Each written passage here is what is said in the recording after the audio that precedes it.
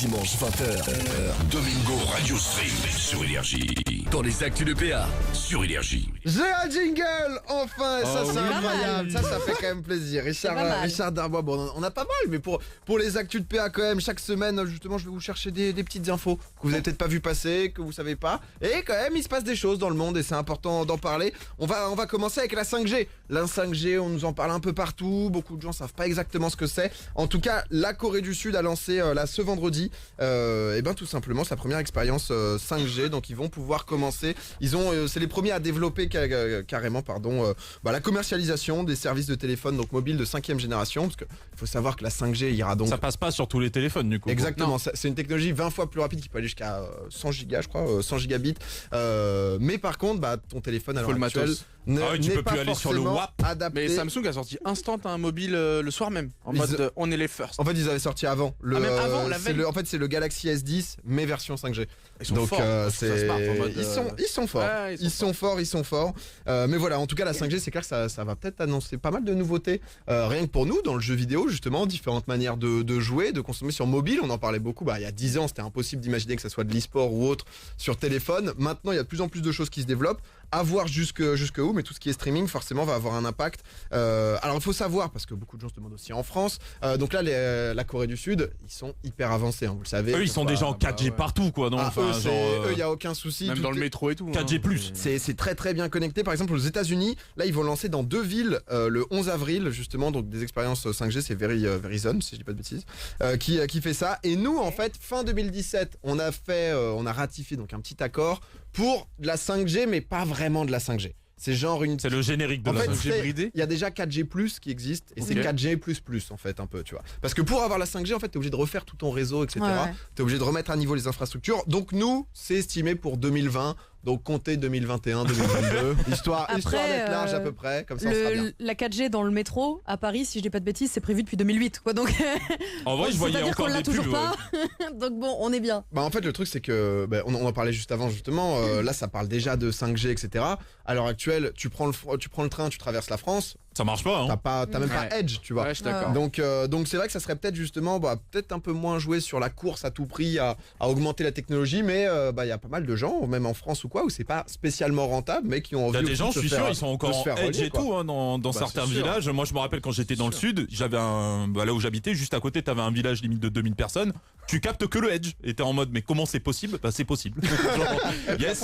On n'a pas aussi toutes les infos sur ce que ça peut répercuter sur la santé, tu vois. Donc il y a ça. J'imagine qu'il y aura des études qui vont être faites. Parce que c'est vrai qu'il y a toujours ce délire de les ondes, etc. Alors il disait justement, il y avait des trucs qui disaient que ça pouvait être justement dangereux. On n'a pas encore à peu près normal, hein, on se doute bien justement avec toutes les ondes. Mais par contre sur le côté écologique, il disait qu'il y avait un avantage justement parce que ça pouvait faire les mêmes performances pour moins de consommation. Après à voir, parce que si tout se multiplie, forcément ça consommera peut-être plus. Mais en tout cas voilà, les Coréens se sont lancés avec ça il y a 2 jours. Tiens, je vais vous demander, l'Écossaise Jo Cameron, elle possède un pouvoir. Ils sont que 2 à l'avoir dans le monde. Alors c'est un pouvoir, je mets des gros guillemets. Que 2 à l'avoir dans le monde. Vous pensez qu'elle a quoi cette Écossaise comme pouvoir? Déjà c'est un pouvoir mental. C'est psychique. Pas vraiment mental, mais c'est lié au corps, ouais. Oh, je vois des doutes, Alicia, peut-être une inspiration? Elle parle aux animaux. Eh oui. Non, c'est pas ça. Par rapport à une déformation. Alors c'est une mutation génétique. Ah donc c'est quelque chose. Elle a un truc en plus que nous au niveau de son corps. Exactement. Un truc en moins. Un truc en moins? Ouais. Du coup pour. Qu'est-ce que ça peut être? Quoi? Qu'est-ce qu'elle peut... un bras en moins. Non, pas un bras, c'est sur une sensation. Lundi c'était pas ouf. Dans le chat. Elle a pas le goût, un truc comme ça? L'odorat, elle ressent pas la douleur. Elle ressent pas la douleur justement. C'est dangereux de fou. Exactement. Elles sont que 2 donc du coup à voir ça. Elle s'en est rendu compte qu'à l'âge de 65 ans, qu'elle était différente. C'est assez ouf comme histoire. En fait c'est lors d'une intervention chirurgicale donc à la main que les médecins se sont aperçus de la petite spécificité de madame quoi. Ils avaient prévu justement donc. J'imagine c'est les médecins lui tiraient la main. Ça va la madame? C'est vraiment il l'éclate. Tu sens quelque chose? Genre elle avait besoin justement d'analgésique donc pour l'opération. Elle en a pas du tout eu besoin donc du coup elle a été ensuite retransmise vers des universités à Oxford, etc., qui ont fait des tests et qui ont justement montré que c'était donc une mutation génétique et voilà, ça cause de sa très grande tolérance à la douleur. Après ça, comme dit Alicia, ça peut être dangereux sur le moment où tu sais pas compte, en fait. Tu sais pas quand ton corps souffre. Parce qu'en fait tes os sont quand même pareils, tu vois, donc tout aussi fragiles que les autres, sauf que tu sais pas si tu. Par contre, elle a un truc que aucune femme pourra jamais dire, c'est pour elle l'accouchement, elle a juste dit bah c'était étrange, j'avais pas mal, c'était vraiment très agréable. Trop bien ça. Donc ça c'est quand même un truc où je pense que ça l'a mis pas mal. Quand elle fait l'amour. Je n'ai pas interviewé cette personne encore. On va enquêter, doyen. J'ai envoyé un message. Entre le plaisir, l'extase et la douleur, il y a une frontière très fine, non? C'est Mais non, mais ça dépend si ça passe par les non. nerfs en fait. Ça dépend si ça passe par les nerfs en fait. Parce que si c'est les nerfs, du coup, tu Excuse-nous, docteur. Non, mais c'est ça dans On a l'idée. l'expert BDSM. non mais c'est vrai qu'en vrai c'était une remarque intéressante. Merci. Et je suis obligé de vous aduler. Merci, parce qu'on dit pas assez. Non mais en tout cas elle s'est rendu compte de ça voilà aussi. Elle avait eu un accident de voiture où elle était pas du tout paniquée en fait et du coup elle ressent pas la douleur. Comment elle s'en est pas rendu compte avant? Genre je sais pas, tu sais quand t'es enfant, enfin tes parents ils... Non mais Enfin, je sais pas, tu te fais mal dans une vie, tu te fais mal un milliard de fois, quoi. Ça va être un peu con ce que je vais dire, mais moi, par exemple, quand je commençais mal informé, etc., à perdre un peu la vue à 18-19 ans, je me rendais pas compte que moi j'avais un problème. Je me suis dit, ça se trouve, on est tous pareils, tu vois. Ouais. Avant, je me mettais au premier rang, j'ai dû me mettre. Maintenant, quand je me mets. Enfin, Ça a rien à voir. Bah, si, parce que tu t'as pas conscience d'être différent d'un autre. Je sais pas Oui, non, mais là, je veux dire, il y a un moment, tu Après, vas dans tu la vas rue, voir tu te cognes le ophtalmo, genou, t'as pas mal, c'est bizarre quand tu vois Bah tous les non, autres, t'es ils en lâchent des mode- aïe. Bah ouais, mais t'es en mode. Je sais Ouais pas, mais il pour est toi c'est bizarre. normal. Ouais, En c'est fait ça. la douleur c'est une intensité où c'est difficile de Après, tu vas voir un mettre une valeur. professionnel et il te met la réalité en face et là tu comprends. Mais vu qu'il n'y a pas de professionnels parce qu'ils sont deux dans le monde, bah elle est en mode je sais pas. Bon, au moment de l'accident de voiture ça aurait pu quand même peut-être. Oui, l'accouchement. ou- Logiquement quand même. la faire veiller. En tout cas pour le côté scientifique ils disent que c'est hyper intéressant parce que c'est très très rare comme le fait qu'il n'y en ait que deux. Donc c'est hyper rare que les gens soient insensibles à la douleur et c'est utile pour les recherches médicales. De ouf. Donc et ils ont carrément encouragé les gens, si jamais vous aussi vous ressentez pas de douleur, n'hésitez pas à Mais vous bien sûr, manifester attends, parce tu qu'il y en a prends peut-être- leur gène. Tu prends leur gène pour certaines choses dans certains trucs. Je sais pas si ça peut aider, mais tu peux créer. Tu veux peut-être essayer, des- mec? Tu peux créer les Après, armures ça du que je vient te- des gens laboratoires. Non mais tu vois. on va te donner le numéro d'Ouag parce que là j'ai À l'impression quel âge plus de 65 maintenant. Combien de donc, kilos Non, mais oh. mais putain mais Quoi, mais pourquoi vous voyez le mal partout? non mais on va peut-être leur muter de temps en temps, c'est possible qu'on fasse ça. Tiens toi le grand Oui. rappeur là, Pardon. est-ce que justement t'avais mis des sons sur MySpace à l'époque? C'est un truc que vous... non, Alicia, mais toi, tu sur- devais- sur quoi Sur la radio concurrente. C'est vrai. Sur le blog. Ah oui, d'accord. ouais, J'avais- d'accord. je vois de un quoi blog tu parles. musical. Mais, Alicia toi tu t'en servais de MySpace? Ouais, de fou.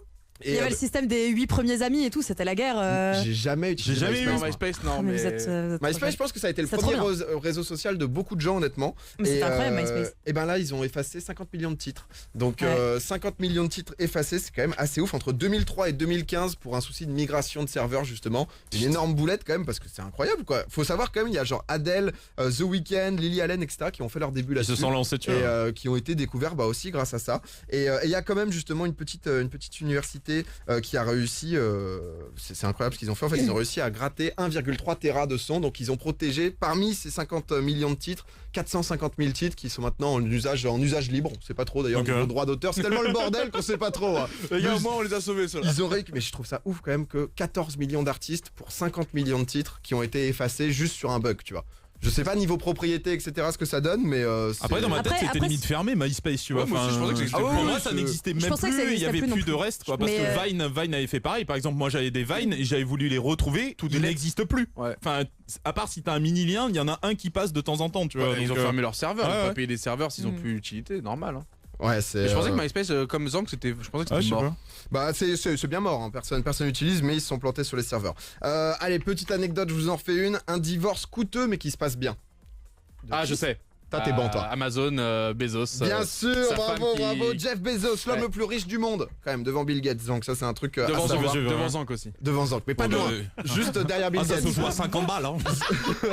Zank qui est vraiment pas loin. Non, c'est assez ouf. Alors si vous savez pas justement l'histoire qu'il y a eu, donc déjà c'est le PDG d'Amazon, donc quand même quelqu'un qui rigole pas du tout. 25 ans de mariage avec Mackenzie Bezos, 4 enfants. Le 7 janvier, il a reçu un message de National Enquirer.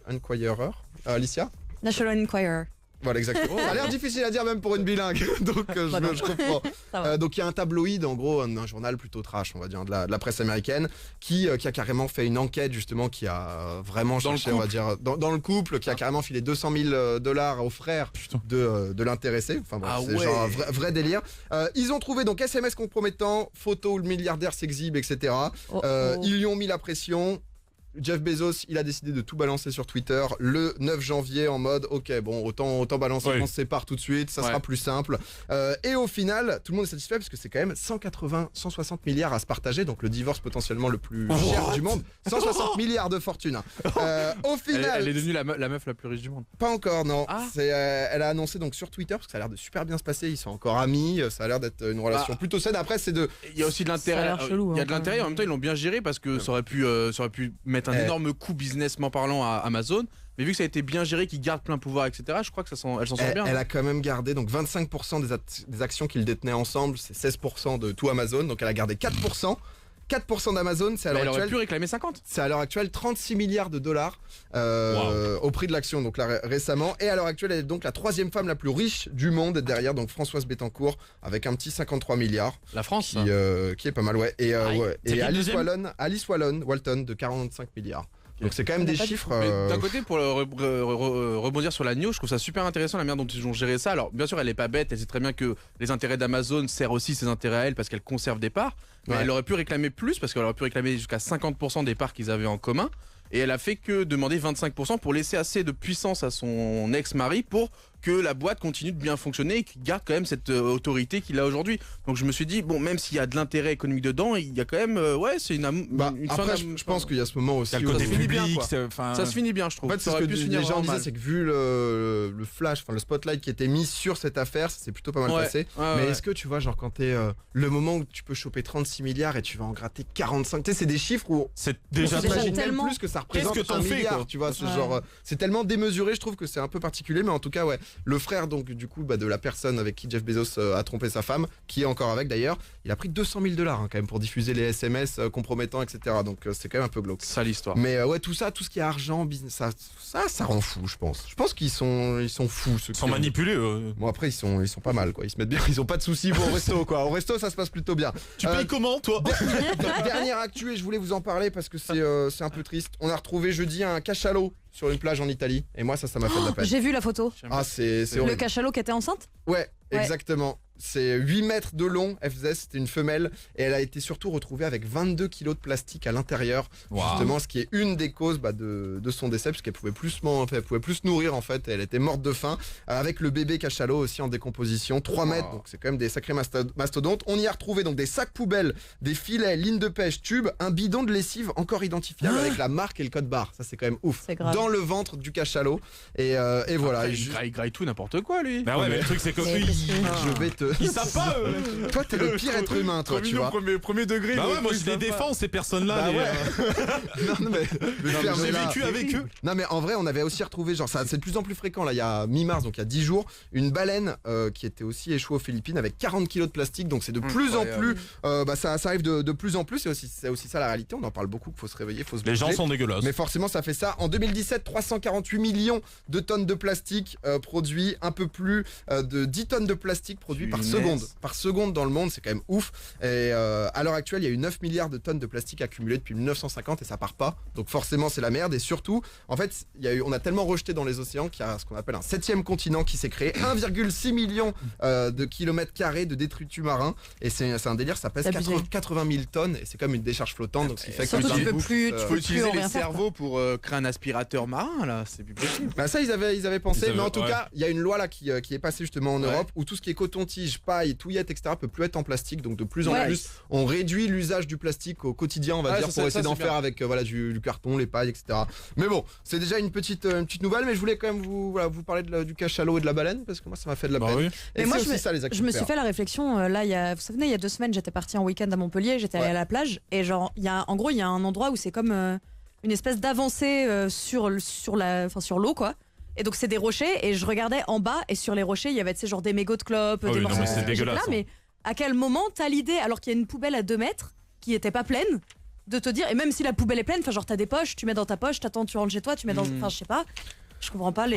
Faut que ça change. Après ça c'est bien, il y a de plus en plus. Moi j'ai vu une start-up, j'ai plus le nom, mais je crois que c'était toulousaine ou montpelliéraine. Je vais peut-être dire une bêtise, qui ont inventé une sorte de poubelle spécifique où j'ai vu dans les océans là. Non, par rapport aux canettes, tu mets ta canette dedans, on la met dans une poubelle traditionnelle parce que eux te certifient qu'ils vont la recycler à 100%, contrairement à ce qu'on fait. Pourquoi? Parce qu'ils avaient estimé que le prix du recyclage d'une canette était tellement faible, 0,3 centimes, que personne se forçait personne ne le faisait tellement c'était pas rentable. Et du coup, bah, c'était totalement débile pour la planète et le bien-être. Et eux se sont dit, tiens, tu mets une canette là-dedans, bah au moins t'es sûr qu'à 100% la recycle. Ce genre de petites manies, il faut qu'on les mette. Mais ça, j'ai sur l'impression qu'il y a place, plein de gens aussi qui ont des idées, voilà, qui. à chaque qui fois, sont- c'est personnel, c'est quelqu'un qui se motive alors que ça Bah, devrait être il- des trucs un peu plus. Ouais, à l'échelle nationale, tu vois. Un Bah, truc, il faut- tous ensemble, on se met Il d'accord. faut, c'est un peu le souci, hein, c'est un peu le souci. Je pense qu'on ressent tous, c'est-à-dire Je on a pense, ce hein. délire de bon bah on est tous forcés de faire, enfin pas forcés, mais on a envie de faire des actions pour la planète et à côté t'as l'impression que juste un ou Ouais, y a deux, des mecs qui un ou deux s'amusent à tout pays détruire, juste quoi. leurs résidus niquent toute la planète et forcément. Mais bon, si déjà chacun fait un petit effort, C'est ça vrai. peut amener une polémique, enfin pas une polémique, mais une certaine dynamique. Voilà, en tout cas on en parle. on s'engage hein, de plus en plus. Hein, on s'engage sûr, sur- bien sur sûr. un Après, peu là, le truc. c'est du bon sens, tu vois. Là, Bah c'est non, mais vraiment en du vrai, bon moi je sens. trouve ça important. Domingo, Alicia. Swag. Donc, Tous les dimanches, 20h minuit sur Énergie.